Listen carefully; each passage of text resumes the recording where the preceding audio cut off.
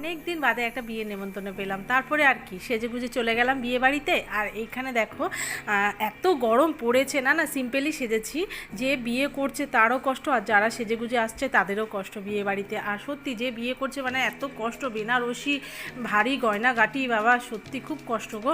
যাই হোক, ফুচকো দেখো, ফুচকার সামনে গেলেই খালি দৌড়াদৌড়ি করছে আর ফুচকা নিচ্ছে, ফুচকাটা কামড় দিচ্ছে, যে ভেঙে যাচ্ছে অমনি ফুচকাগুলো সব ফেলে দিচ্ছে, বারবার খালি ফুচকা আনতে যাচ্ছে। আর আমরা এখানে একটু পকোড়া খেলাম, কফি খেলাম, আর এই যেখানে সেজেগুজে বউ বসে পড়েছে। সত্যি খুব কষ্ট, মানে অসহ্য গরম লাগছিল, সবাই ঘেমে গেছিলো। আর একটু হাওয়া দিচ্ছিলো তার জন্য। আর এখানে দেখো আরেকজন ওকে আইসক্রিম খাওয়াবে, আমি বলছি না না আইসক্রিম ডিশটা ঠান্ডা লেগে যাবে। আর আমি একটু ঢং শং করছিলাম, যথারীতি জামাই চলে এলো, চোখ খুলে দেখো না কে এসেছে। যাই হোক, আমি একটা শর্টের রিলও ছেড়েছি। আর এখানে তারপরে কি পুচকো আর আমরা অবশেষে খাওয়ার জন্য চলে গেলাম উপরে, আর খেয়ে দিয়ে তারপরে